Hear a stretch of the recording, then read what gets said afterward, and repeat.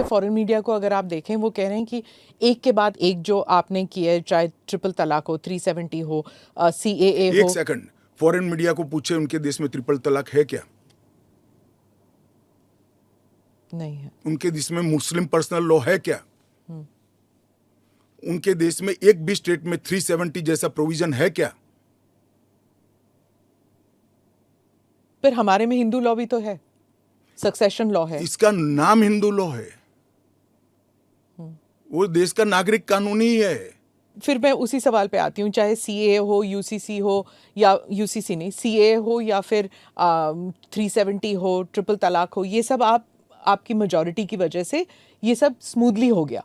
अगर आप 400 लेकर आते हैं तो फिर तो कुछ और ही हो सकता है, इन द सेंस कि प्रियम्बल तक आप बदल सकते हैं, सोशलिज्म हटा देंगे, सेक्युलरिज्म हटा हमारे देंगे। संविधान की रचना करते वक्त ये सारी चीजें बहुत सोच समझकर बनाई गई हैं।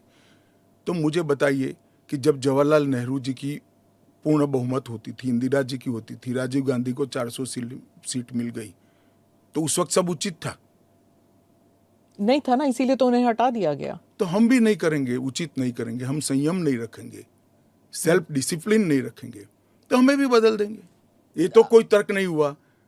देखिए, नरेंद्र मोदी के पास, इस देश के प्रधानमंत्री के पास 10 साल का ए ग्रेड पास्ट रिकॉर्ड है और 25 साल का प्लानिंग है।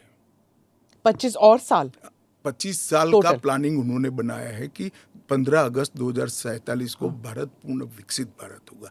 और उन्होंने पहली बार सरकार की मदद से नहीं, देश के 130 करोड़ लोगों को आह्वान लेकर संकल्प करा है कि सभी लोग जुटे, और ये 25 साल भारत को महान बनाने के 25 साल है।